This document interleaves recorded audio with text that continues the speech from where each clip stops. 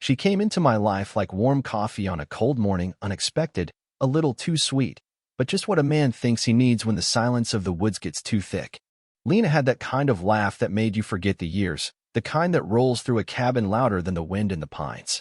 I remember thinking, well, hell, maybe life does give second chances, which was foolish, of course. I fought wildfires that were more honest than that woman. We married in the fall, right as the birch trees were peeling themselves down to nothing, and I built her a studio out back with my own hands, insulated, windowed, and warmed with love she never planned on returning. Folks around here said I was glowing again. Even started fixing up the barn, planting blueberries again. That's what she did to me, replace the weight of grief with something that felt like hope. But hope's a tricky thing out here in the mountains. It can rot if you don't inspect it. I didn't know then that while I was chopping wood to keep her warm, she was letting another man keep her entertained, 20 years younger, no less. Ben Harlow. Yeah, that Ben. Used to help me shingle roofs in the summer when he was still wet behind the ears. I taught that boy how to swing a hammer without splitting the board. I taught him how to lay pipe right. And apparently Lena took that lesson a little too literally. I found out by accident, as these things often go. She left her phone in the truck when she went into the general store, and a message popped up, one of those previews that practically punch you in the jaw. Can't wait to feel you again, with a winky face. Real poetic. At first, I thought it was some junk ad. Then I saw the name, Ben. Now, I'm not a man prone to fits. Firefighters don't last long if they panic. So I sat there in the parking lot, watching the window where she was picking out cinnamon sticks, and I felt the strangest thing. Nothing. Not rage, not betrayal. Just cold. The kind of cold that moves in when something you built with your own two hands starts to crack from the inside. I waited. I smiled. I asked her how the shopping went. She kissed me on the cheek like she always did, humming to herself, smelling like rosemary and deception. And that night, while she slept like a cat in the sun, I went into the basement and opened the old lockbox where I keep the land records. That's when the first real crack formed, not just in the marriage, but in the timeline of my life. Because the copy of the deed I had signed months ago, supposedly just for zoning adjustments, so she could teach art classes on the property, had her name added. Co-owner. But that wasn't the paper I signed. My signature looked the same, but I never touched that pin. I felt the air change then, down in that basement. The house felt colder. The mountain outside, my mountain, my trees, the land I cleared and protected for 40 years, suddenly felt like it was slipping out from under me. And still, I said nothing. You don't yell at fire. You study its path. You choke it at the root. The next morning, I made her eggs and watched her pretend not to be hungover from her secret rendezvous. I asked if she wanted to drive into town with me, maybe get coffee. She said she was too tired. Needed to work on a new piece. I nodded. That's when I started logging everything: phone bills, miles on the truck, water usage in the guest shower. And every piece fell into place like burnt timber. 2 months of betrayal, maybe more. He was coming to the cabin when I was out helping with volunteer fire patrols. Using my tools. Eating my food. Sleeping with my wife under the roof I built with hands that still remember the heat of my first wife's coffin. And you want to hear the worst part? The part that made me laugh until I almost threw up? She told me she loved the smell of pine every morning. Said it made her feel grounded. Turns out, she wanted the pine for something else entirely. The land she thought I didn't care much about. Just a cluster of trees and old stumps on the north side? That's where the spring runs. The one my grandfather found in 1928. The one she learned about from a state grant survey I'd left on my desk. A natural spring with bottling potential. Timber that hadn't been harvested in 80 years. She married me for trees and water. Slept with a boy for the thrill. Faked a marriage for a slice of land she planned to carve up like venison. And me? I just kept smiling. Kept pretending the fire hadn't started. Because the thing about wildfires, especially the slow ones, they don't need to rage. They just need the wind to shift. And Lena, bless her little heart, never saw the wind changing. Not once. Funny thing is, I used to believe peace was something you earned if you just worked hard enough, kept your head down, didn't ask too much of life. After 30 years as a firefighter, pulling bodies out of brush fires, watching homes go to ash while folks screamed your name like it meant something, you come to treasure the quiet. That's what I thought Lena was, quiet. A kind of balm on the scar tissue of living too long alone. She showed up at the community craft fair with her paint-splattered fingers and thrift store jewelry, smiling like someone who hadn't learned yet how cruel the world could be. Said she'd been looking for a slower rhythm, and I was stupid enough to think she meant me. We'd spend mornings sipping black coffee on the porch, watching deer nibble at the edge of the field. She'd sketch them sometimes, or paint trees that never looked quite like the ones outside our window, but I figured that was just her style. Everything about our routine had a kind of fragile perfection. Wednesday grocery runs, Friday dinners with the Holts down the road, Sunday mornings where she'd read in bed while I fed the chickens. If you'd asked me then what happiness looked like, I'd have pointed right at that old farmhouse and said, right there. But peace is deceptive. Sometimes it's just the surface of a pond before the body floats up. I remember one morning, she asked me why I never played music in the truck. Said it made the silence feel too loud. That stuck with me. Not what she said, how she said it. Like silence scared her. Like my kind of stillness felt like a threat. Another time, she laughed too hard when I said I didn't care much for modern art. I chalked it up to differences, you know? She's a town girl, I'm a tree man. I thought it balanced. But sometimes balance is just the illusion right before the fall. There were other moments, little snags in the fabric. She started staying out later after her art classes in town. Claimed she was mentoring some teenage girl who had real talent, but a difficult home life. I didn't ask too many questions because, hell, that sounded like something a good person would do. She started sleeping lighter, locking her phone, saying she was tracking her dreams with an app that needed privacy. I don't know when I stopped believing her, but I know exactly when I started lying to myself. It was the night I found a pair of men's socks in the laundry that weren't mine. I asked her about it, joking, "You sneaking young men in while I'm chopping wood?" She laughed and said they must have been from the donation bin she picked up from church. And just like that, I let it go. Because the thing about trust is, once you give it to someone, you don't want it back. Feels like admitting failure. And me? I'd failed enough in my time. Failed to save kids from burning basements. Failed to call my brother before he died. Failed to keep my first wife alive when the cancer came like a thief in the night. I wasn't about to admit I'd failed again, not in love, not at 70. So I let the socks go. Let the long showers go. Let the art supplies increase, even though the sales weren't. I told myself we were building something. I even started prepping that old trail up to the north side so she could have a meditation path, she called it. Turns out, she just wanted easier access to the land she planned to gut. Looking back, I see the moments now for what they were. The offhand remarks about how I couldn't keep up when we hiked. The jokes about my old man coffee not being strong enough. The way she flinched, so subtly, when I'd walk into the room too quietly. Not fear. Guilt. She flinched with guilt. But I didn't know how to see it then. Or maybe I did, but didn't want to. Because when you finally think life has handed you a slice of grace, you don't want to admit it came laced with arsenic. And the town loved us together. Said we were like a Norman Rockwell painting with a twist of indie charm. She hosted art nights. I fixed fences for the neighbors. We were the couple that made people believe in second chances. But the thing about living out here, really living, is you learn that the wolves don't always howl. Sometimes they smile.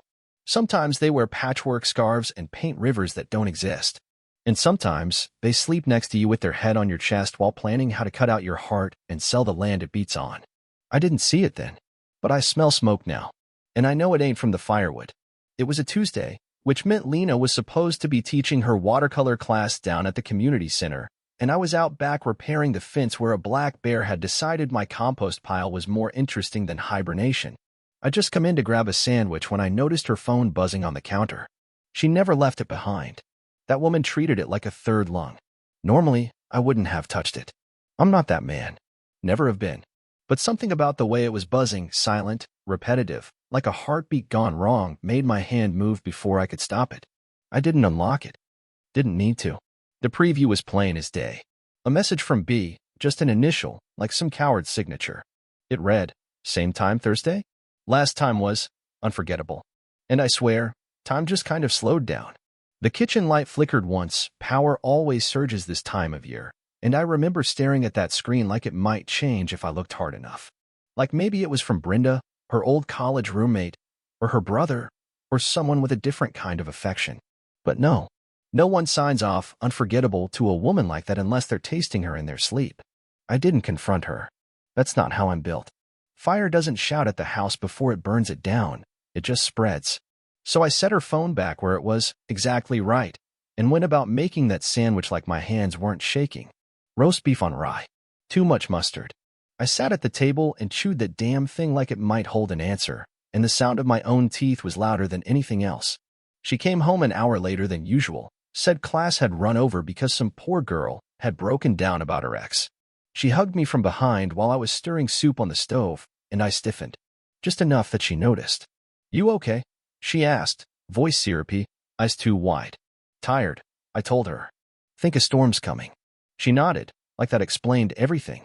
But something shifted in me then, like watching a curtain blow in a room that's supposed to be sealed. That night, I couldn't sleep. Kept staring at the ceiling fan spinning its lazy circles, listening to her breathe, wondering if every exhale was a lie. I got up around 2, went out to the woodshed. I wasn't planning anything, not yet. I just needed to be near something honest. The smell of pine. The sharp edge of a clean axe. I stayed out there till sunrise, splitting logs I didn't need, sweating through my shirt in 30-degree weather just to feel something real. The next day, I started watching her more closely. Not accusing. Not paranoid. Just paying attention. And when you pay attention, the cracks show. She smiled too much when she was lying. Not big smiles, but the corners of her mouth would lift when her eyes didn't. I caught her deleting call logs. She claimed her phone was glitching. I nodded. Said, tech these days. She started bringing home wine bottles I hadn't seen her buy, different brands than she liked. Said a student gave them to her. Then she forgot that same student's name the next day. And then there was the slip, small, but final. We were having dinner with the Holts, and Tom asked if Lena ever got nervous driving up the North Ridge this time of year. Ice takes hold quick up there, and it's a steep grade. Lena just laughed and said, "Oh, I haven't gone up there in months." I remember putting down my fork, real slow, and looking at her, because I knew she had. I'd seen fresh tire tracks on the ridge 2 days ago, even thought maybe she'd been scouting a new spot to paint. And I had checked the logs on our trail camera after the last snow. Motion triggered. Her, 2 days ago. Same jacket. North Ridge. "Really?" I asked. She blinked. "Yeah. I mean, well, not far up. I mean, I used to." Tom didn't notice. Neither did June. But I did. Because a lie like that isn't about forgetting. It's about hiding. And in that moment, I knew. I didn't have proof yet. Not the kind you can frame or slam on a table. But the illusion cracked like thin ice under a careless boot. She was going up there. She was lying about it. And she didn't think I'd notice, which meant she'd already written me off. The worst part wasn't the betrayal. It was the disrespect, the sheer, smug confidence that I was too old, too tired, too in love to see it coming. That's when the quiet inside me turned. Not to rage. To planning. Because she thought I'd never put it all together. She thought the man who'd mapped wildfires by scent and pressure alone couldn't track the heat rising in his own home. But I could. And I would. Because the fire had started, all right, and now I was done pretending it hadn't. Something shifted in me after that night at the Holts, not loud, not dramatic, just a quiet internal click, like the safety coming off a rifle.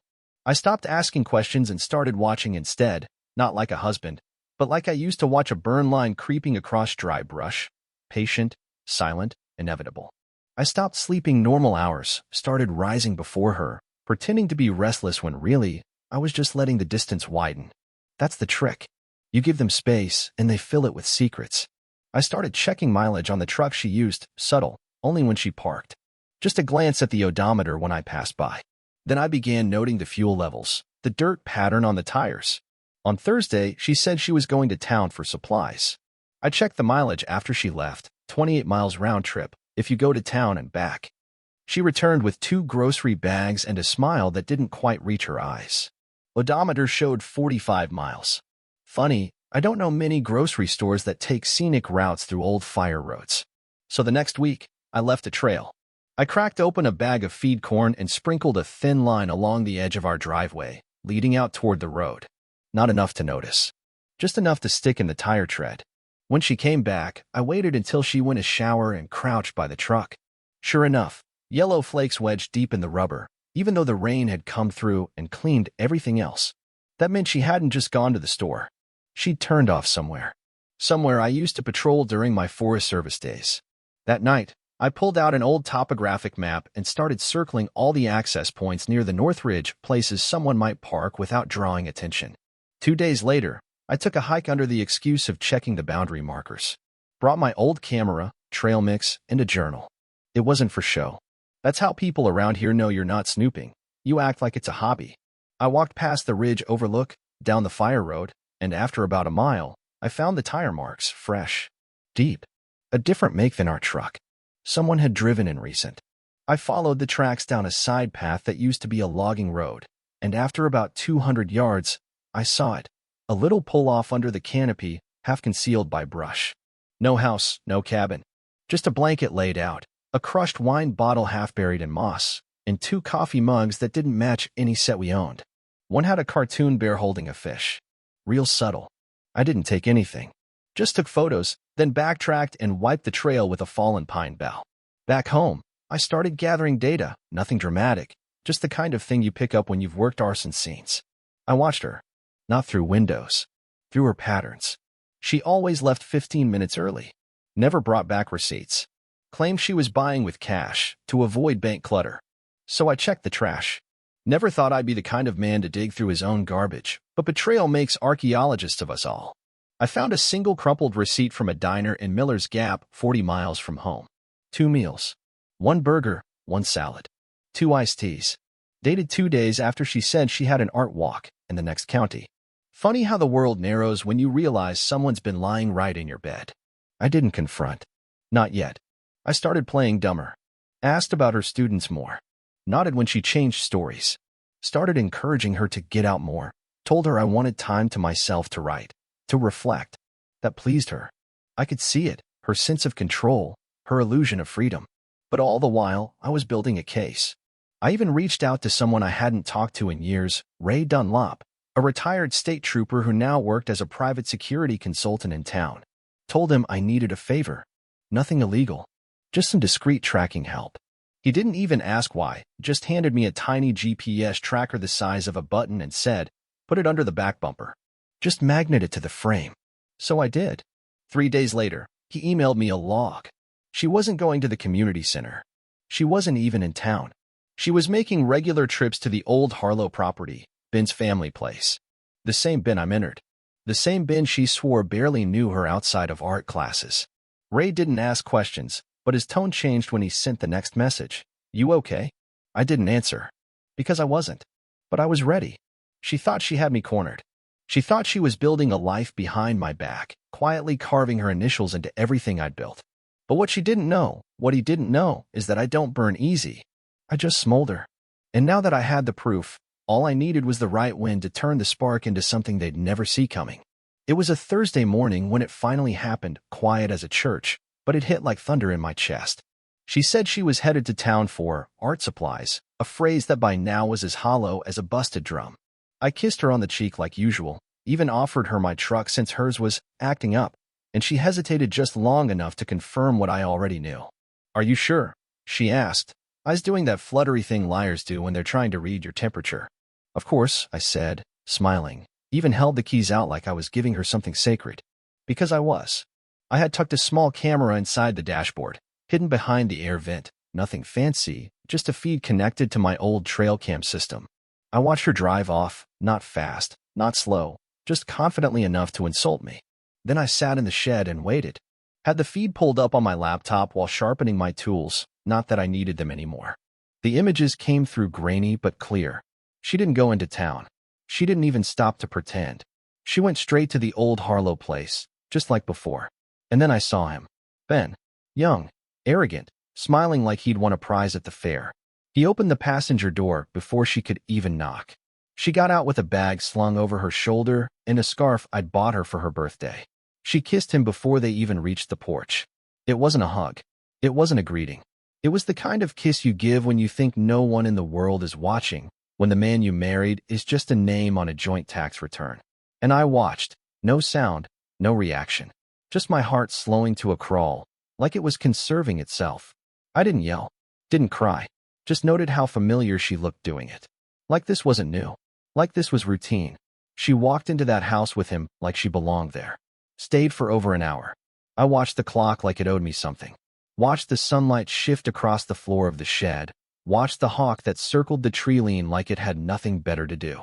And when she finally came back, I was already inside, peeling potatoes like it was any other day. She came in whistling. Set her bag down. Said town was crowded, traffic worse than usual. I turned, met her eyes, and smiled. Still made good time, I said. She blinked. just for a second, and I knew she caught the edge in my voice. But I softened it. Played dumb. Hope you found what you needed. She nodded. Too fast. Got everything, she said. Even some new brushes. I looked down at her bag. Didn't see any art supplies. Just a cardigan, a makeup bag, and a flask she hadn't carried since last winter. But I said nothing. Just set the potatoes to boil and offered her a seat. We ate together like strangers pretending to be friends, and I asked about her class, and she told me about some girl who really struggled with contrast today, and I nodded, spooning stew into my mouth, wondering if she'd even tasted honesty this week. After dinner, she said she was tired, kissed me on the head, went to bed early. I stayed at the table, didn't move for what felt like an hour. The camera was still rolling on my laptop, a silent witness. I clicked through the stills, one by one, watching her face light up in ways I hadn't seen in months. Watching his hand on her back, the way she leaned into him like home. And something in me snapped, not loud, not messy, just final, like a book closing. I didn't rage, didn't pour whiskey or break anything. I just stood up, walked to my desk, and opened the old ledger where I keep everything. Land notes, passwords, financials, plans. Started making a list. Not of what she took from me, but what I was going to take back. Not out of anger, not even justice, just balance. Because now, there was no doubt, no ambiguity, no room for hope or repair. She hadn't stumbled. She hadn't slipped. She'd made a life outside our life, carved it carefully behind my back, and now she was feeding off the remains. And still she came home, and still she kissed me, and still she called this place ours. But it wasn't ours anymore. It was mine, and she was just trespassing. I closed the laptop, turned off the light, and stared out at the trees she thought were just scenery. She didn't know those woods like I did. She didn't know the roots ran deeper than betrayal, deeper than blood. She thought she was safe because I hadn't said anything. But silence, real silence, that's not surrender. That's the storm gathering its breath. She came to me the next morning with mascara smudged under her eyes, like she'd just survived a storm only she knew about, arms crossed like armor, and voice trembling just enough to make it seem unscripted. "Can we talk?" she asked, standing in the doorway like a stranger waiting for permission to enter. I didn't look up from the workbench. I was oiling the handle of my old axe, not for any reason, just because it helped me think. She took my silence as an invitation and walked in slow, like every step was meant to soften whatever she'd come to say. "I've been feeling off," she said. "Like maybe something's been wrong between us, and I haven't known how to fix it." Her voice cracked, and she did that thing where she looked at the floor like the truth might be hiding in the wood grain. "I think I've been pushing you away," she continued. "I don't know why. Fear, maybe. Or," she looked up now, eyes wet, calculated, "maybe because I didn't think I deserved this kind of love." I kept polishing the axe. Not rough, not threatening, just steady. She took a step closer. "Frank, I need to be honest." That got my attention. I looked at her then, and I swear, she almost flinched. She wasn't ready for the weight of my eyes. She expected suspicion, maybe anger, not this kind of cold. "There's been someone," she said, so quiet it barely reached me. "But it wasn't. It wasn't what you think." I waited. Let the silence grow sharp. It was just. "I needed to feel alive," she went on, voice thin, brittle. "You're so calm, so steady, and sometimes I felt like I was disappearing next to you." He saw me, but it didn't mean anything. It was a mistake. She reached for me then, fingers trembling, like touching me might rewind the damage. I moved just slightly, not enough to be dramatic, just enough to remind her the line was there. "I love you, Frank," she whispered. "I'm lost without you." And that's when the performance peaked. Tears, full now, not messy but pretty, like the kind you see in romance films. She dropped to her knees like guilt had weight and grabbed at my hand. "Please." "I'll end it. I have ended it. It was stupid. I was stupid. But wait, this is real." I didn't pull my hand away. Just let it sit there like stone. Let her squeeze something that had already gone cold. "We can get through this," she said. "We're better than this." And I swear to God, the nerve of it almost made me laugh. She had no idea what I knew. No idea I'd seen the way she curled into him, the way she looked at him with that light I hadn't seen in months. No idea I'd mapped her betrayal like a wildfire perimeter, every flare point and wind shift cataloged. She thought I might bend. She thought the tears, the confession, the contrition, all rehearsed, might chip away at whatever she imagined I still held for her. I gave her a nod. Just one. Enough to let her think I was considering it. Her shoulders slumped in relief, and she exhaled like a sinner granted pardon. "Thank you," she said, pulling herself up, wrapping her arms around me. "Thank you, Frank. You won't regret this." I didn't hug her back. Didn't need to. Just let her hang there like a ghost clinging to something already buried.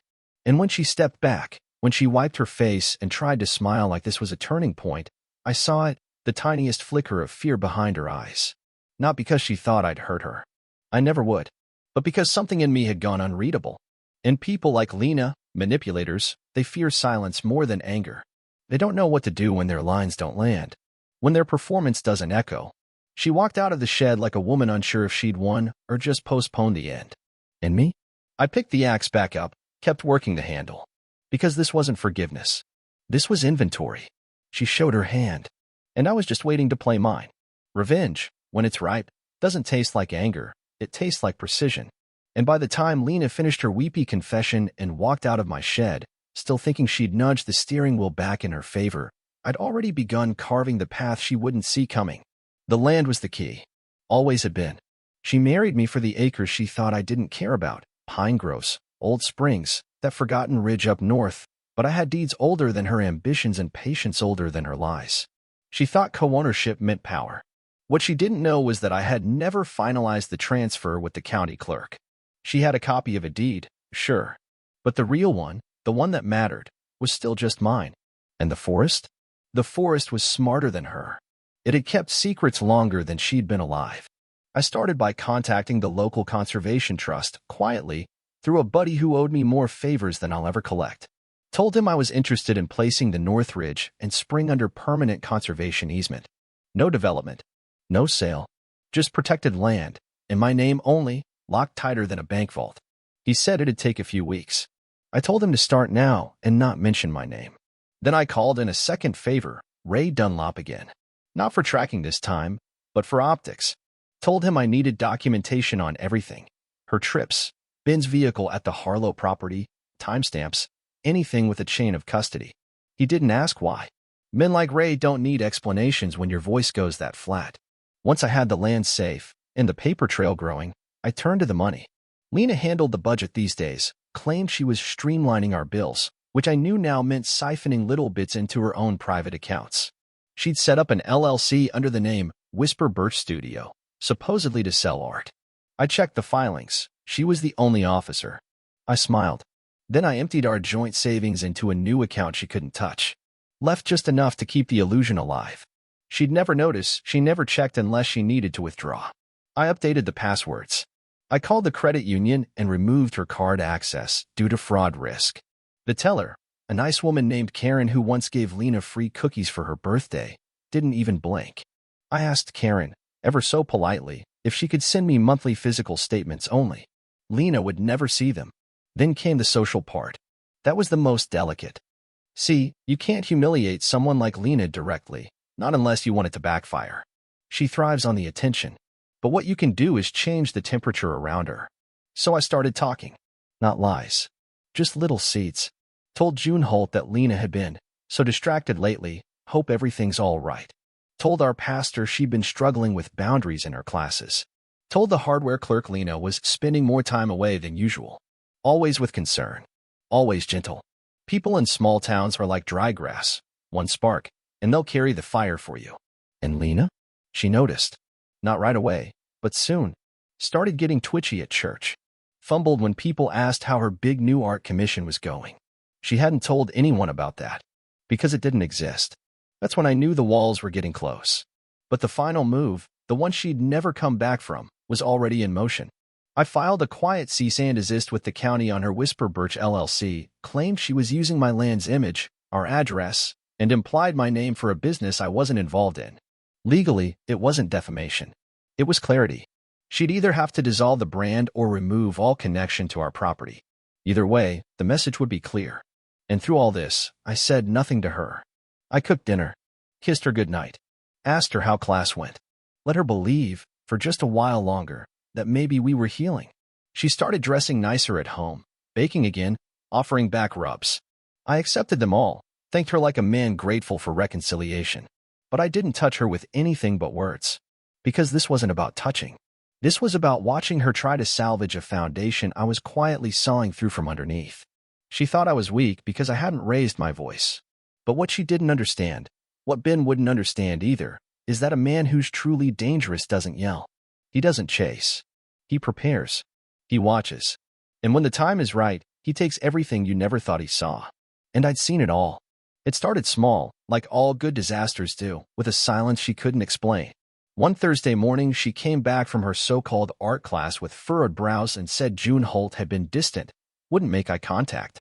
The next day, Pastor Miller asked her if she needed prayer for anything personal, his tone gentle, almost too knowing. Lena brushed it off with a laugh too sharp for morning light, but I saw her fingers twitch when she poured her coffee.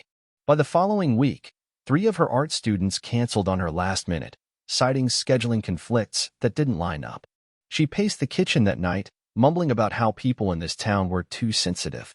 I asked her if she wanted to go for a walk to clear her head. She said no, then yes, then changed her mind again. That's when I knew she felt the shift, but couldn't trace its source. She hadn't noticed the conservation sign staked just off the North Ridge Trail yet. Not until Saturday. She came home pale, eyes wide, lips thin. "There's a sign on the ridge," she said. "Some land trust thing?" I nodded. "Yeah," I said, buttering toast. "Been working on that for a while. Didn't I tell you?" I hadn't. And we both knew it. That's when she started searching through the file cabinet, looking for the deed copy she forged months ago. I'd replaced it with a blank folder. She never asked about it. She just stared at the empty space like it was a coffin. The following Monday, she tried to use the joint account for an online art supply order. Declined. She checked the balance and found it nearly empty. I was in the garden when she came out with her phone clenched in her hand like a weapon. "Did you move her money?" she asked, voice tight. "Fraud alert," I said without looking up. Credit union froze access. Said someone was trying to open a business account without authorization. I could feel her watching me, trying to gauge how much I knew, how far the cracks went. But I didn't give her anything. Just kept pruning the tomato vines like they were more important than her unraveling. That night, she barely touched her dinner. I watched her eyes dart around the house like she was trying to spot cameras. She started locking her phone again. Started texting more. Started making calls from the truck, engine running. I knew the pattern. It was what guilty people did when they felt cornered, but didn't know which wall would collapse first. Then came the letter. Formal envelope, county seal. She opened it on the porch while I sharpened my axe in the shed. "Frank," she called out, voice cracking. "They're saying I have to stop using the business name. They said she cut herself off." I walked up slow, wiped my hands on a rag. "I asked for clarification," I said. "Didn't want people thinking we were endorsing things we weren't." She stared at me like she was seeing a stranger. Not a man she'd lived with for 2 years, but something colder, older, something carved from stone. She didn't speak for the rest of the day. Didn't sleep that night either. I heard her walking the halls, probably trying to figure out what was left that still belonged to her. And then, one by one, her connections thinned. June stopped replying to her messages. Pastor Miller quietly rescheduled their coffee meetups. Her last 2 art clients canceled with apologies so polished they glistened. Even Ben, her sweet, dumb Ben, stopped responding to her texts by the end of the second week. I know because I checked. I'd routed his number through a ghost line Ray set up. Lena sat in the kitchen that Sunday with her phone in one hand and a half-full wine glass in the other, staring out the window like maybe the trees could answer for the life she'd lost. She didn't ask me if I'd done it. She didn't need to. I hadn't screamed. I hadn't packed a bag or thrown a plate. I'd just peeled her world back layer by layer, until there was nothing left underneath but echoes. She started drinking earlier in the day. She started staying in bed past noon. She cried once in the hallway when she thought I was outside. I didn't speak, didn't touch her, just walked past like she was a photograph curling at the edges, familiar but fading. And when the wind blew hard that night, I sat by the fire alone, watched the trees sway, and thought, this is how a fire ends, not with flames, but with ash that never gets swept. She was in the garden when I found her, kneeling in the dirt like she thought planting something might undo what she'd buried. The gloves didn't fit her right anymore. Too loose, like everything else in her life. I stood there for a moment, watching her fumble with a spade, pushing it into dry soil that hadn't been watered in days. Then I said her name. Just once. Lena. She looked up, blinking against the sun, shading her face like she couldn't quite see me clearly. Yeah, she said soft. Tired. I took a breath. Let the silence stretch long enough to make her shift on her knees. You can stop now, I said. There's nothing left to grow here. She opened her mouth, probably to pretend she didn't understand, to feign confusion one last time, but I didn't give her the chance. I know everything, I said, calmly, like I was reading it off a list.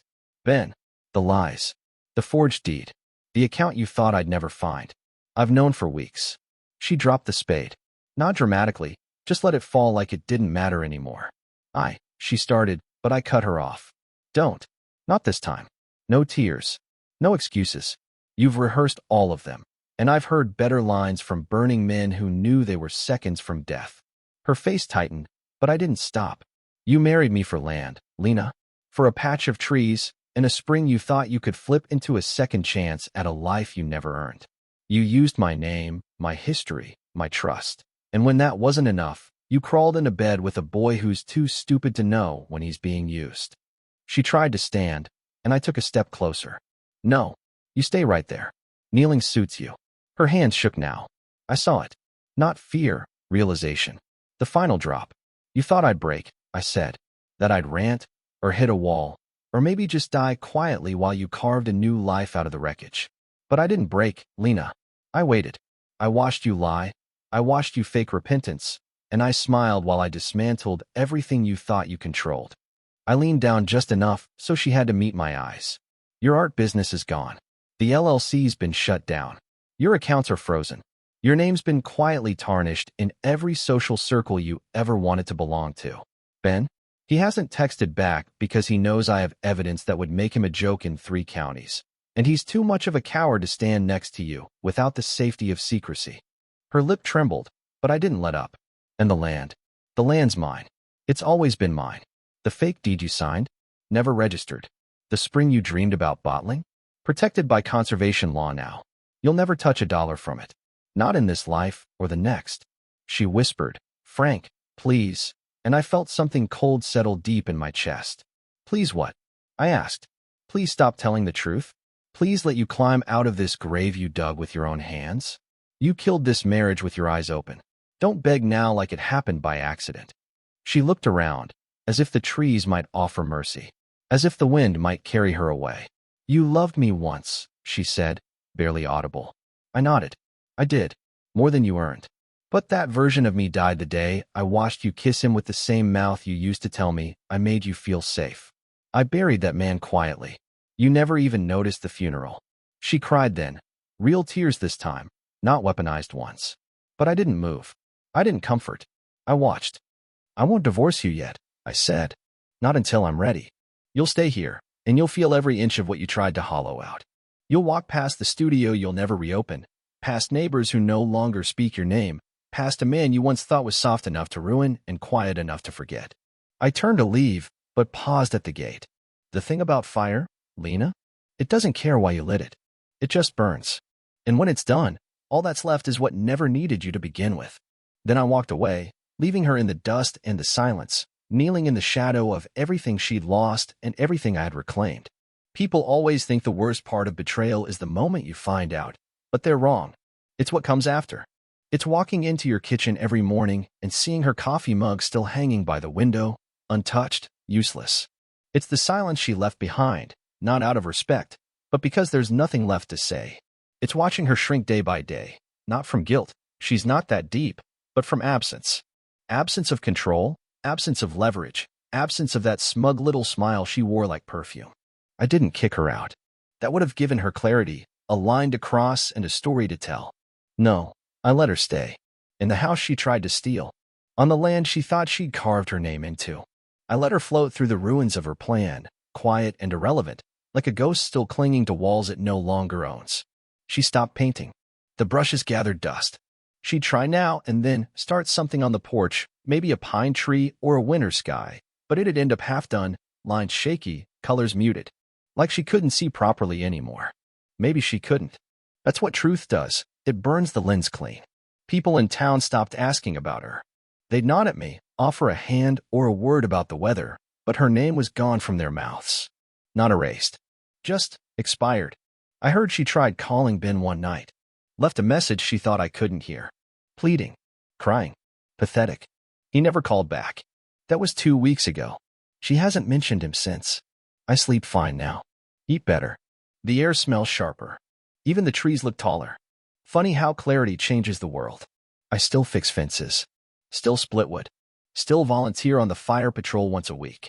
Some part of me needed that, to keep building, even after I dismantled everything she'd tried to build behind my back. I don't talk about it with anyone. Not the betrayal. Not the revenge. Not the way she still flinches when I walk into a room and say nothing. Let her wonder what else I know. Let her wonder what else I'll do. But I'm done. I've already won. She lives in the aftermath now. A husk with no echo. A con artist with no con left to play. Sometimes she tries to talk. Small things. The weather. Groceries. I nod. Let her hang in that limbo, desperate for some semblance of forgiveness or routine. But the truth is, I'm not angry anymore. I'm beyond it. Anger is a fire. This is ice. Cold, clean, permanent. There's no rebuilding trust. No coming back. No lesson. Just consequence. And me? I'm not the man I was before. I don't believe in second chances now. I don't believe in rescue. I believe in quiet endings. In patient justice. In letting a liar sit with the silence they created and watching them rot in it. She thought she could use me as a bridge to something better. Instead, she found out what happens when you build your future on someone who never stopped paying attention. I didn't destroy her. I just stopped protecting her. And the world did the rest. So if you're listening, if you're out there, nodding along, thinking you'd never let this happen to you, let me say this. It's not about watching your back. It's about knowing when to stop holding the rope. When you do, they don't fall. They drift. Slowly. Inevitably. And the silence that follows? That's the sound of your freedom.